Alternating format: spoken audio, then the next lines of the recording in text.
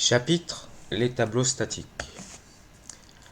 Alors, tout langage de programmation évolué doit fournir des moyens de composer les types élémentaires, les types que l'on a vus, les entiers, les réels,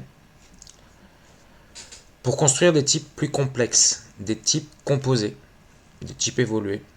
Par exemple, un ensemble de réels, un tableau, en d'autres termes, de réels, un tableau d'entiers. Un tableau est une variable de type composé, évolué. C'est une variable évoluée qui contient plusieurs champs. C'est une variable indicée. On va voir que c'est un indice qui va nous permettre, un entier, un indice qui va nous permettre d'accéder aux composantes du tableau. Tous les éléments du tableau sont de même type. Ce sont tous des entiers ou tous des réels ou tous des booléens et ainsi de suite. C'est un ensemble de valeurs donc qui va porter le même nom de variable. Chaque valeur va avoir le même nom avec un indice différent. On a deux types de tableaux. Les tableaux statiques, c'est-à-dire qu'une fois qu'on a déclaré le tableau, on ne peut plus modifier sa taille, ajouter des éléments, supprimer des éléments. Et des tableaux dynamiques, où là, on peut ajouter des éléments, supprimer des éléments pendant l'exécution du programme. Alors, cette planche-là, on va y revenir plusieurs fois dessus, elle est importante. Sur la gestion mémoire des variables de base et des variables évoluées. Les variables de base, ce sont les variables primitives, celles qu'on a vues jusqu'à maintenant. Entier, réel, booléen, caractère. Ces types de base, ces variables types de base, on va associer au nom de la variable directement une valeur, c'est-à-dire que à une variable, on associe un espace mémoire où l'on va stocker la valeur. D'accord. Par contre, les types évolués tels que les tableaux, on va voir aussi les chaînes de caractères, les objets. En fait, ils stockent une référence. Prenons une chaîne de caractères pour l'instant. On a string v est égal à welcome. String, c'est un type de données qui spécifie que c'est v est une chaîne de caractères. Welcome, la chaîne de caractères entre guillemets. Et en fin de compte, v sera une variable qui va stocker une référence, une valeur, mais qui n'est pas la valeur de la chaîne de caractères, mais qui est une valeur qui pointe sur une référence, qui est une référence qui pointe vers un espace mémoire où la valeur est stockée.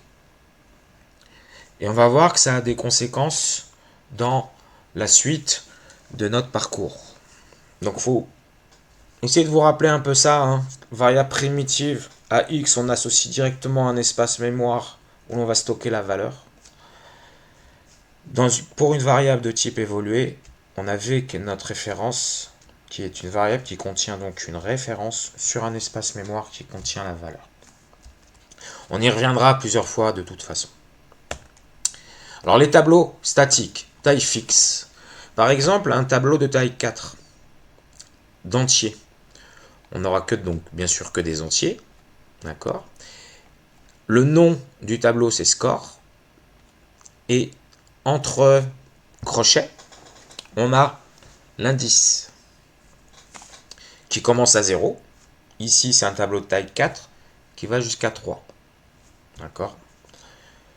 L'indice est toujours un entier. Alors, pour déclarer un tableau de taille fixe, pour la référence, on va déclarer par exemple ici score, le nom de notre tableau, entre crochets pour bien spécifier que c'est un tableau, et int pour spécifier que le tableau est un tableau d'entier.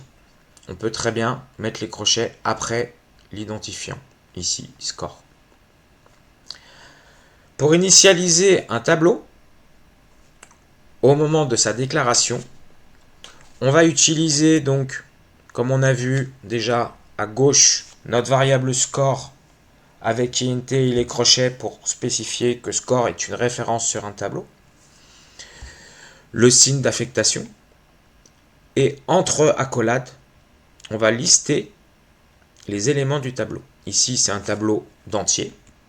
Donc, on va lister tous les entiers. Ce qui veut dire en mémoire, on aura donc une référence qui est une référence sur un tableau d'entiers qui va référencer le tableau d'entiers.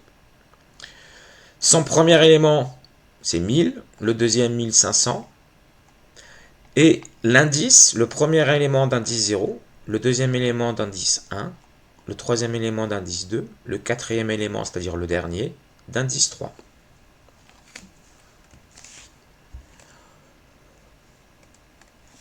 Pour initialiser un tableau, on peut déclarer un tableau sans l'initialiser.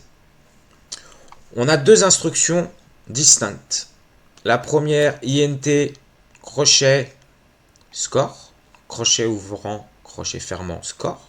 Score, c'est notre variable qui est une référence à un tableau d'entier qui, pour l'instant, après l'exécution de cette première instruction, le tableau d'entier, cette référence score, ne référence rien.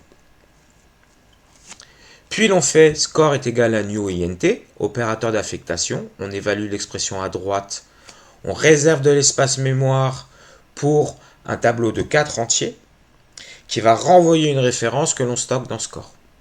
Donc score est une référence qui référence un tableau de 4 entiers.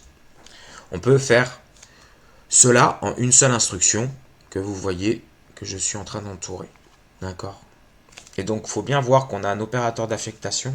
On va évaluer l'expression à droite, réserver de l'espace mémoire pour nos 4 entiers. Elle va nous retourner comme résultant la référence que l'on va stocker dans notre variable score, qui est une référence sur un tableau d'entiers. Regardons ici en bas le bout de code. On déclare un tableau de 4 entiers, dont la référence est score.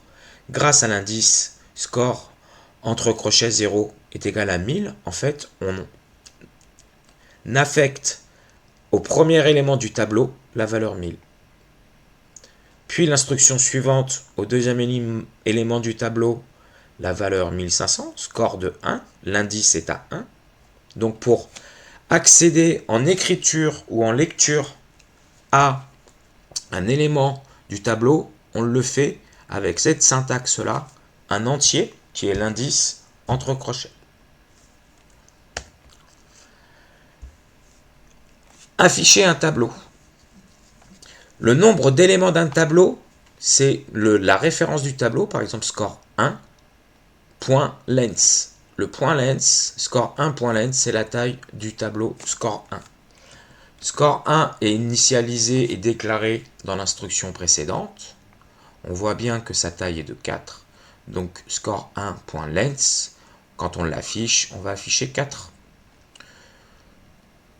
Score 2, lui, on l'a déclaré avec l'opérateur new, avec la syntaxe que l'on a vue précédemment, sans initialiser les éléments du tableau. Et score 2.length est aussi égal à 2. Et retourne 2, puisque il a aussi été créé, donc on a réservé de l'espace mémoire pour score 2. Attention, ici, regardez, en dessous, on déclare un tableau qu'on initialise et on affiche directement tab. Il nous affiche quelque chose d'assez bizarre. En fait, il nous affiche ici un code exact décimal qui représente la référence à ce tableau, au tableau. Donc là, on affiche la référence. D'accord.